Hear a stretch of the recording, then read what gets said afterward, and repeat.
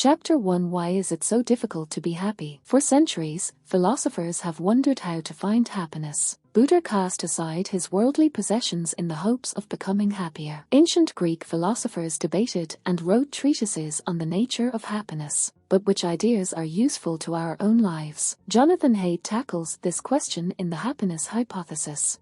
Haidt is a social psychologist and ethics professor at New York University Stern School of Business. He considers 10 ideas on happiness in light of modern scientific research. And he shows us how they can be applied to our everyday lives. Key idea: when our reasoning and our impulses are in conflict, we struggle to be happy. The first idea Haidt explores is the division between the automatic and controlled parts of our mind. Buddha said the mind can behave like a wild elephant. It can be led astray by our body's desires, like lust, hunger, and pleasure. Meanwhile, our logic acts as a rider atop the elephant, trying to control its actions. The elephant represents our automatic and unconscious self, and the rider represents our capacity for rational thinking and decision-making. This means our mind is often in conflict. We have a wild elephant that's guided by desires, on top of which sits a logical rider, struggling to control it. We might want to exert self-control when eating chocolate, for example, so we don't eat too much. But our passions can get the better of us. Key idea: we inherited our way of thinking from our ancestors.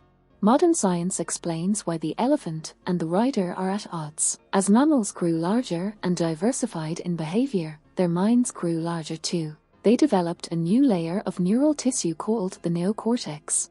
The neocortex engages in thinking and planning, and it allows us to make decisions. This is our rider. But we still retain the automatic processing of our ancestors. This is our gut intuitions, emotions, and immediate responses to danger. We don't realize these two systems don't always work in harmony. We struggle with unifying our choices and our feelings. You might experience this divide when you crave something that you know is bad for you. And eventually you give in to the craving, despite your better judgment. This is your logical self and your emotional self in conflict. Next, we'll learn how to navigate this conflict in order to become happier. Chapter 2: Is it possible to become a happier person? Ancient philosophers and modern self-help books agree, your life reflects your attitude. But what should we do when we struggle to look on the bright side of things? Key idea: we are prone to negativity. Humans have a bias towards negativity. Evolution has hardwired us to pay close attention to threats so we can protect ourselves. And studies show that, among married couples, partners need at least 5 good deeds to make up for one bad one. For most of us, the bad will regularly outweigh the good. Negativity biases like these can make our life seem darker and more threatening than it actually is. And it can make it hard to look on the bright side. Key idea: your genes determine how happy you can be. Our ability to be happy is also affected by our genes. Happiness is one of the most heritable aspects of personality. Studies have shown that, even when identical twins are separated at birth, they end up with similar levels of happiness later in life. This suggests that genes played a large role in determining happiness. Key idea: it's possible to change your mind and become happier. If your genes determine your happiness, can you do anything about it? Haidt recommends 3 things you can try. The first is meditation. Meditation allows your elephant and rider to work in tandem to release stress. It changes our automatic thought processes and helps tame our emotional elephant. The next is cognitive therapy. Cognitive therapy helps us to shift our thinking away from negative feedback loops. This requires stopping our thoughts, writing them down, and reconciling the negative distortions. The last is antidepressants. Especially for those with genes correlated with unhappiness, antidepressants change brain chemistry. They cause our brain to retain more serotonin, the neurotransmitter that makes us happy. So even if you're not biologically predisposed to being happy, these techniques can increase your chances. Chapter 3: How can you build happy relationships? The happiness hypothesis. Relationships are important for happiness, and reciprocity is an important part of any healthy relationship.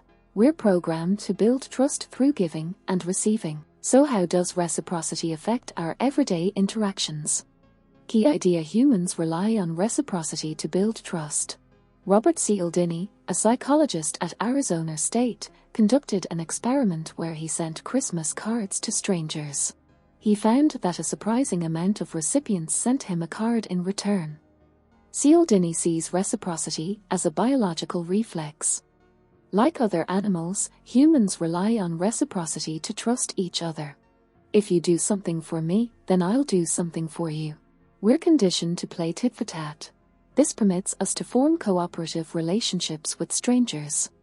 Once they reciprocate something nice we've done, we feel we can trust them. This allows for large societies to work. And it also allows us to make friends. Key idea: reciprocity can be used against us. However, reciprocity can be used to manipulate us. Cialdini studied how people use reciprocity as a sales tactic. For example, stores give out free samples to boost sales, or waiters and waitresses put mints on the check tray to get higher tips. In moments like these, you should recognize your biological reflex to reciprocate. Ask yourself, are you making a logical choice to reciprocate fairly? Or has your elephant taken control? Chapter 4: Can self-awareness make us happier? We're much more likely to view ourselves favorably than we are to view others favorably. As Buddha says, it is easy to see the faults of others, but difficult to see one's own faults. But if we have no self-awareness, it can cause conflicts with those around us. So what happens when we retain a high level of egoism? At Cornell University, students were asked to predict how many flowers they would buy during an upcoming charity event. Then they were asked to estimate how many the average Cornell student would buy. Students grossly overestimated their own contribution, but they were able to predict pretty closely what the average student would do. Even after being told what the average student actually bought, students continued to overestimate their own virtue. If we constantly think more of ourselves than others, it can breed resentment. And this can make it difficult to form bonds with others. The idea: you need to let go of your ego. In order to be happy, you need to navigate your self-serving bias and let go of your ego. This means inhibiting yourself from assuming you're always right. For example, think of a recent interpersonal conflict you had. Now find one way your behavior was less than exemplary. The more you consider that you might be in the wrong, the more you can negate your self-serving bias. If you realize that you're not as perfect as you seem, you'll be more willing to compromise with others. And this will strengthen your relationships. Chapter 5: Will hiding from reality make us happier? Ancient wisdom holds that to be happy, we have to ignore our external reality. When things go badly, we should accept that some things are out of our control. And when things go well, we should remember that our luck might shift. But modern science suggests this isn't exactly the case. So, which external realities affect our happiness, and which don't? Key idea: we adjust to things faster than we think we will. The ancients weren't completely off base. Sometimes being ambivalent to our external reality is the key to dealing with life's challenges. But research also shows that we're naturally adept at dealing with big changes. Studies show people who win the lottery and people who lose limbs both return to their previous levels of happiness over time. And so although we might think happiness is contingent on drastic life changes, this isn't really the case. Key idea: happiness can come from adjusting your external environment. If big life changes don't affect our happiness, what does? Haidt introduces an equation to show us the things we can change to increase our happiness. Your set point is your biological predisposition to be happy. Conditions are the things that remain constant throughout your life. There are some conditions you can't change, like your race or age. But there are other conditions you can change, and these can be fundamental in increasing your happiness. For example, people tend to move farther away from their jobs to find bigger homes. But this increases commute times. Studies show people don't adapt to the stress of traffic-filled commutes, no matter how long they live there. They continue to arrive at work with higher levels of stress hormones. So transitioning into a smaller home closer to their job is a condition they could change to increase their happiness. Voluntary activities are another thing you can change about your external environment. You should try to find activities that play to your strengths, but still challenge you. For example, if you enjoy learning, you could attend more lectures or read more books. Or you could consider using your time to help others through volunteering or acts of kindness. Haidt says those who do acts of service report increased benefits in mood and more long-term happiness. Chapter 6: Do we need love to be happy? In the early 20th century, Freudians and behaviorists cautioned parents from showing too much love to their children. When children cried, they told parents to restrain themselves from running over to hold them. They believed if parents let their children get too attached, it would make them weak and spoiled. But what does contemporary theory suggest about attachment? Harry Harlow was an American psychologist that studied behavior in the 1930s. He experimented on baby monkeys recently taken from their mothers. Harlow realized these monkeys behaved differently than other monkeys. They were listless and under-socialized. He wondered if the loss of their mothers was responsible for these effects. To test this, he placed two fake mothers in the monkeys' cages. One was a mother made of a bundle of wire with a milk bottle attached. The other was a bundle of cloth that provided comfort. The monkeys clung to their cloth mother, particularly if frightened or threatened. He realized the monkeys didn't miss their mothers because they provided food. The monkeys missed their mothers because they provided comfort. Harlow inspired childhood development specialist Jonathan Haidt. He found similar patterns in children who had been separated from their parents. They needed to attach to parental figures to feel secure and to be happy. Based on these experiments, Bowlby developed attachment theory. Attachment theory states that children need to attach to a parental figure to feel safe. Key idea: we're designed to crave attachment. Attachment theory also extends to our romantic life. Studies show we need to feel safe, secure, and attached to our romantic partners. In fact, there is a specific hormone that enables this. This love hormone is oxytocin. It helps bond mothers and babies together, almost addictively. But oxytocin is also triggered when people have sex or cuddle. And so oxytocin helps us feel connected to both our parents and our lovers. Furthermore, research shows that strong social relationships also benefit our health. They strengthen our immune system and extend our lifespan. So no matter how independent we might feel, it's in our biological design to crave attachment. Chapter 7: Will overcoming adversity make us happier? One way to feel happy is to overcome adversity. We see this in stories of epic heroes who overcome obstacles to achieve their destiny. And we see this in philosophy. As Nietzsche said, what doesn't kill you makes you stronger. But will overcoming great challenges really make you happier? Key idea: adversity can make you stronger. Imagine you lose a loved one. Before, you probably thought you wouldn't survive something so devastating. But then, you do survive. This is one benefit of adversity: it shows us the strength we didn't know we had. This helps us tackle future adversity and overcome trauma more quickly. In fact, psychology research shows that adversity can have other notable benefits. For example, adversity is a filter. When things get bad, only our real friends will stick around. Researchers at Stanford University interviewed people who had lost a loved one. And many of them described a greater appreciation for the people in their life. Lastly, adversity changes our priorities. It encourages us to live in the present and take care of those we love. All of these factors show that adversity makes us happier, and that it allows us to become stronger, more realized versions of ourselves. Key idea: we deal with adversity by gaining insight. So how can we recover from adversity once it's happened? Psychologist Jamie Pennebaker researches this in his experiments studying trauma. In one experiment, he asked individuals to write about the most traumatic event they had ever experienced.